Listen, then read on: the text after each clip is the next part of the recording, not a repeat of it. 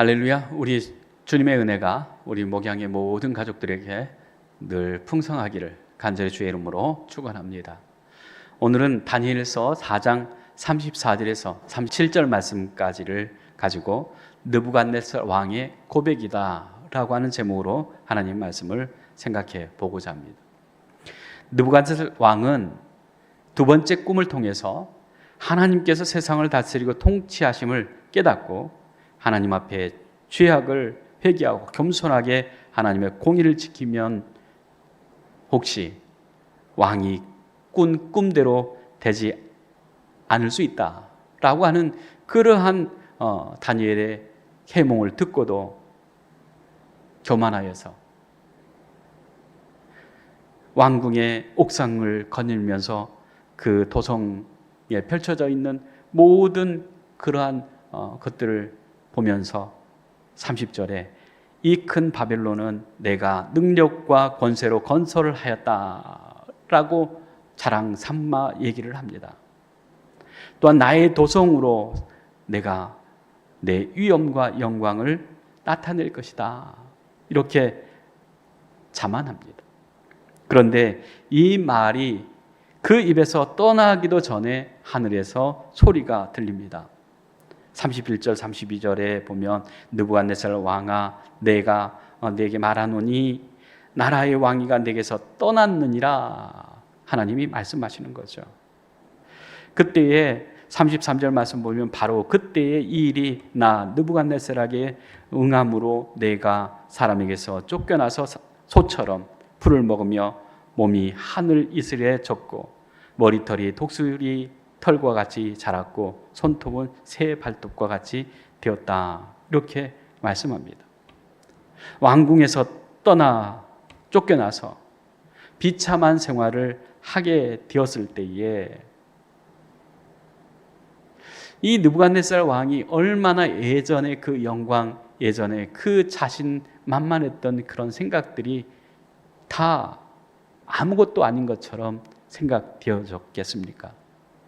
우리가 세상에 살아가면서 내가 잘 되고 성공할 때에 이것을 내가 이루었다라고 하는 그러한 생각을 가지고 자만하고 교만할 때가 많이 있습니다. 그런데 분명한 것은 하나님께서 도우시지 않으셨으면, 하나님께서 높여주시지 않았으면 내가 이 모든 것을 누릴 수도 없고 이룰 수도 없다라고 하는 사실을 인정하고 하나님 앞에 더 겸손하게 나아가야 됨에도 불구하고 우리는 이 느부갓네살 왕같이 우리의 모든 것을 자랑하고 또한 많은 사람들에게 그것을 자랑거리로 이야기하기를 늘 앞장섰던, 앞세웠던 사람들이 아닌가라고 하는 것을 우리가 보게 되어집니다. 그런데 그 모든 것이 떠나가고 정말 낮아질 대로 낮아진 상태에서 내가 아무리 애쓰고 힘써도 이룰 수 없었다라고 하는 사실을 깨달을 때에 우리는 하나님을 찾을 수밖에 없게 되어지는 거죠. 느부갓네살 왕도 자기의 모든 상황들을 보면서 자기가 처해 있는 그 환경들을 보면서 비로소 하나님을 찾게 되어집니다. 머리털은 독수리 털같이 되고 손톱은 새 발톱과 같이 되었을 때에 자기의 모든 그러한 영광과 자기에게 있었던 그 권세가 자기의 수고로 자기의 어떤 노력으로 된 것이 아님을 고백할 수밖에 없게 되어집니다. 우리는 느부갓네살 왕을 통해서 우리들에게 영적, 정신적 건강의 비결이 무엇인지를 깨달아야 됩니다. 첫 번째, 하나님의 때를 기다릴 줄 알아야 된다라고 하는 것이죠. 그런데 비참한 생활을 견딜 수 있었던 것은 이 느부갓네살 왕이 그 고통스럽고 그 비참한 그 시간들을 견딜 수 있었던 것은 7년이라고 하는 시간이 정해져 있다라고 하는 것 때문이었을지 모르겠습니다. 34절 말씀 보면 그 기한이 참회 이렇게 말씀합니다. 느부갓네살 왕은 7년 동안 비참한 그 짐승처럼 살면서도 견딜 수 있었던 그 이유가 7년만 지나면 이라고 하는 그러한 마음을 갖고 있었기 때문일 것입니다. 그 7년이 다 찼다라고 하는 것이죠. 갈라디아서 4장 4절에서 5절 말씀 보면 때가 참에 하나님의 그 아들을 보내사 여자에게서 나게 하시고 율법 아래에 나게 하신 것은 율법 아래에 있는 자들을 속량하시고 우리로 그 아들의 명분을 얻게 하려 하심이라 말씀합니다. 즉 하나님은 때에 따라서 하나님께서 일하신다라고 하는 사실을 우리에게 말씀해 주고 있는 것 아니겠습니까? 즉 하나님의 때, 하나님의 구원의 때를 기다리는 사람들에게는 분명히 하나님께서 정하신 그 때가 이른다라고 하는 말씀이죠. 그래서 고린도후서 6장 2절 말씀 보면 이르시되 내가 은혜 베풀 때에 너에게 듣고 구원의 날에 너를 도왔다 하였으니 보라 지금은 은혜 받을 만한 때요 보라 지금은 구원의 날이로다 말씀합니다. 느부갓네살 왕이 정말로 그러한 비참한 생활 속에서도 하나님께서 꿈으로 꾸게 하실 때에 그 모든 그 꿈이 이루어졌다라고 하는 것은 마지막에 7년 동안이라고 하는 그 말씀을 그가 믿었다라고 하는 것이죠. 내게 모든 일을 행하시는 하나님, 마지막 그 약속도 그 말씀도 이루어지리라라고 하는 것을 믿음으로 받아들였기 때문에 그 7년의 기간을 비참한 그러한 삶을 살았음에도 불구하고 견뎌낼 수 있는 힘이 생겨나지 않았는가라고 하는 거죠. 그런데 하나님의 때, 구원의 때, 은혜 베풀 때, 구원의 날, 내가 너를 도왔다라고 하시는 그 말씀을 우리에게 주신 이유는 즉 지금은 은혜 받을 만한 때인 것, 그리고 구원 받을 만한 그 날인 것을 하나님께서는 우리에게 말씀하고 있다라고 하는 거예요. 느부갓네살 왕이 7년이라고 하는 그 기간을 기억하고 그 때를 기다리는 그 마음을 갖고 살았던 것처럼 우리가 지금 하나님께서 은혜 주시는 때, 구원하시기를 기뻐하시는 그 때인 것을 우리가 알고 우리가 하나님의 은혜를 구하고 하나님 앞에 구원의 그 기쁨으로 감사함으로 우리가 살아야 된다라고 하는 것을 느부갓네살 왕을 통해서도 우리가 깨닫게 되어지는 겁니다. 34절에 나 느부갓네살 왕이 하늘을 우러러보더니 내 총명이 다시 내게로 돌아온지라 이에 내가 지극히 높으신 이에게 감사함이 영생하시는 이를 찬양하고 경배하였나니 그 권세는 영원한 권세요 그 나라는 대대에 이르리로다 말씀합니다.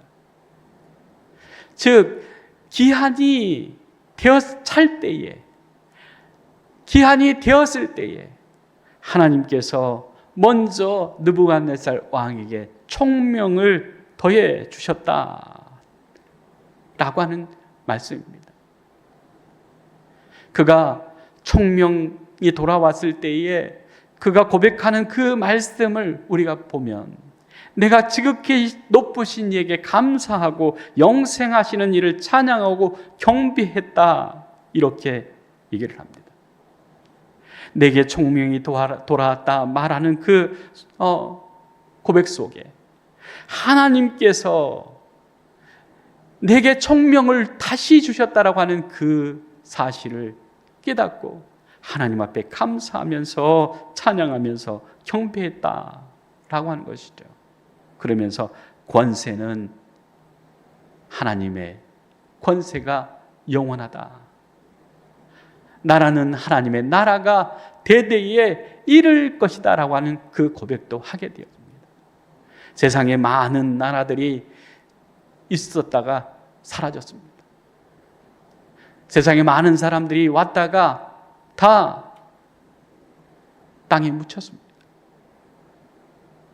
그러나 어제나 오늘이나 내일도 영원하신 하나님의 그 나라, 하나님의 그 권세는 영원하다라고 하는 것을 느부갓네살 왕은 얘기를 하고 있는 것을 보게 되어집니다. 하나님께서 하시는 일에는 때가 있습니다. 그러므로 때를 기다릴 줄 아는 그런 마음의 여유가 있어야 합니다. 세상 살아가다 보면 비바람치고 천둥 번개치는 그러한 일을 만날 때도 많이 있습니다. 도저히 살아갈 수 있을까? 견뎌낼 수 있을까? 라고 하는 그런 힘들고 어려운 때도 있다라고 하는 거죠. 그러나 분명한 것은 비바람치고 천둥 번개 치는 폭풍 후 날은 지나간다라고 하는 겁니다.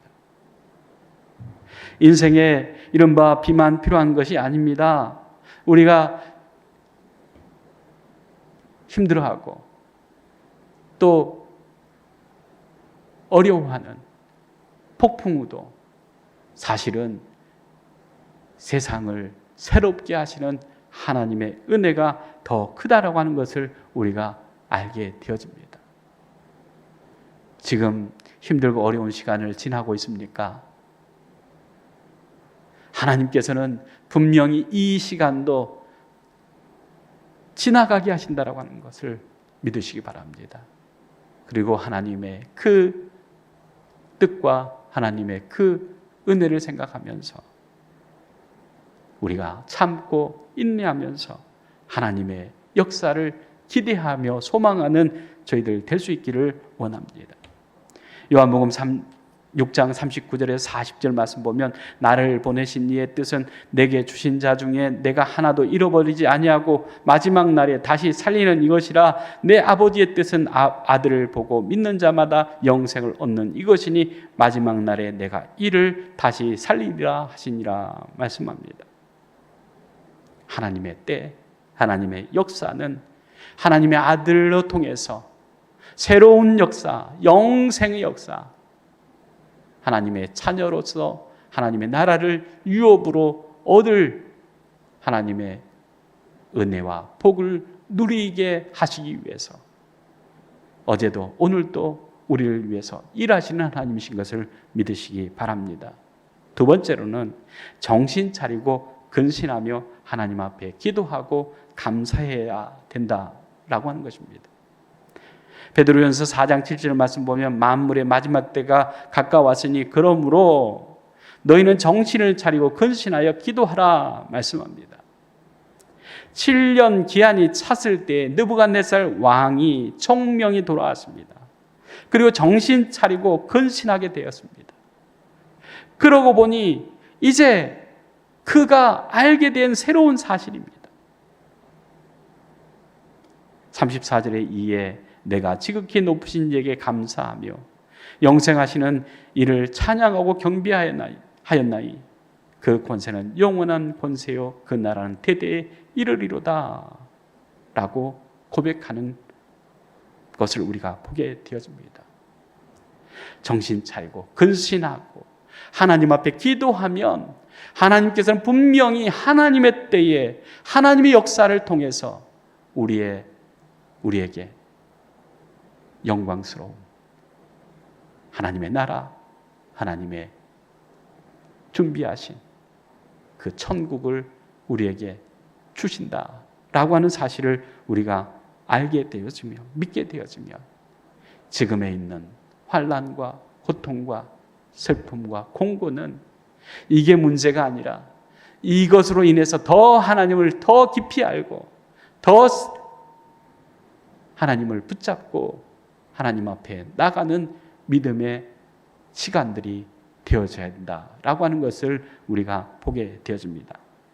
세 번째로는 하나님이 섭리하심을 믿고 늘 겸손하게 살아야 된다라고 하는 것입니다. 35절 말씀 보면 땅의 모든 사람은 없는 것 같이 여기시며 하늘의 군대에게든지 땅의 사람에게든지 그는 자기 뜻대로 행하시나니 그 손을 금하든지 혹시 이르기를 내가 무엇을 하느냐고 할 자가 아무도 없도다 라고 하는 것이죠. 하나님께서 행하시는 모든 일들, 하나님의 뜻대로 이루시는 모든 일들 앞에서 내가 무엇을 하느냐고 할 자가 없다, 그렇게 말씀하고 있습니다. 즉 하나님의 역사 앞에서 모든 사람들은 순종할 수밖에 없는 것. 하나님의 섭리 앞에서 우리는 순종할 수밖에 없다라고 하는 것을 얘기를 하고 있습니다. 잠언 3장 6절 말씀 보면 너는 범사의 그를 인정하라 그리하면 내 길을 지도하시리라 말씀합니다. 우리가 하나님을 인정할 때 하나님께서는 우리의 길을 이끌어 주신다라고 하는 뜻입니다.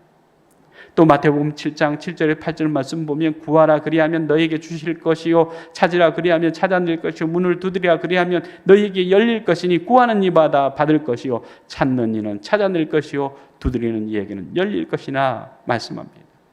즉 구하고 찾고 두드리면 하나님의 뜻을, 하나님의 섭리를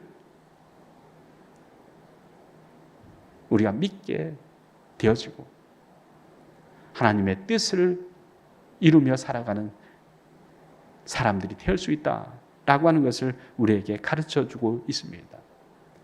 그래서 정말 하나님 앞에서 하나님의 뜻을 구하면서 하나님께 우리의 모든 사정과 우리의 형편을 그대로 고백하고 나는 할 수 없지만, 나는 그것을 이룰 수 없지만 하나님께서 해주시고 하나님께서 이루어주시고 하나님께서 더해주시면 우리가 못할 것이 없다라고 하는 것을 늘 고백하며 하나님을 인정하고 겸손하게 행하는 저희들 되기를 원합니다. 37절 말씀입니다. 그러므로 지금 나 느부갓네살은 하늘의 왕을 찬양하며 칭송하며 경배하노니 그의 일이 다 진실하고 그의 행하심이 의로우심으로 교만하게 행한 자들을 그가 능히 낮추심이니라 말씀합니다.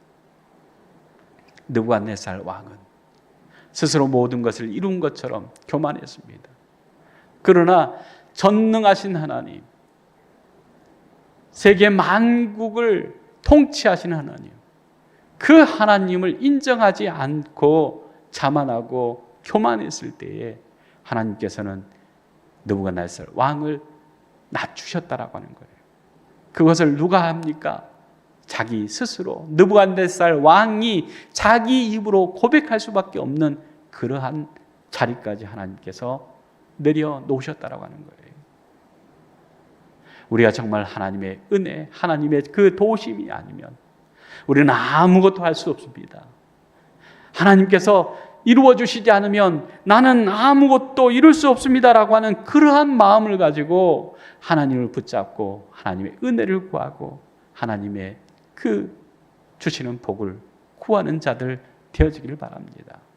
그럴 때에 하나님께서 더해 주신 은혜, 하나님께서 다시 회복시켜 주시는 은혜가 있게 되었다라고 하는 말씀입니다.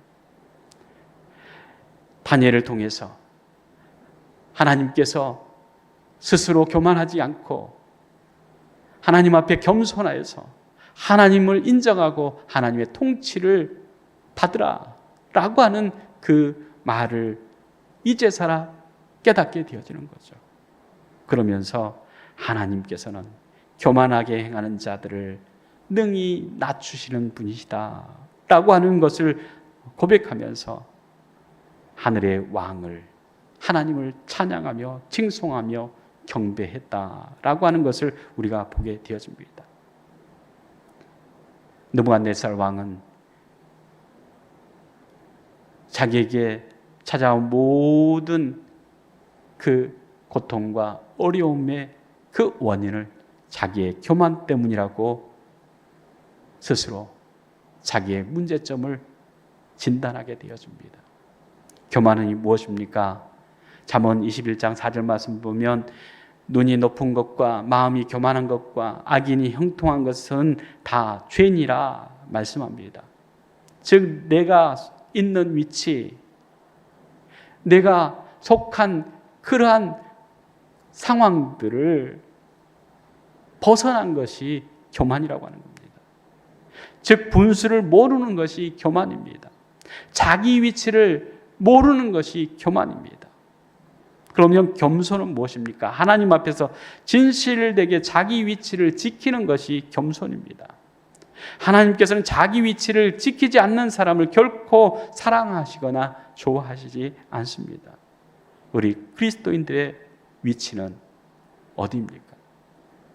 우리는 분명히 하나님의 피조물이라 라고 하는 사실을 우리는 기억하고 하나님 앞에서 늘 겸손함으로 내 위치를 잘 지키는 그러한 자들을 하나님께서 높여주신다 라고 하는 사실을 우리가 생각하면서 오늘도 우리의 영적 건강 상태를 진단할 수 있는 귀한 기회가 되기를 원합니다.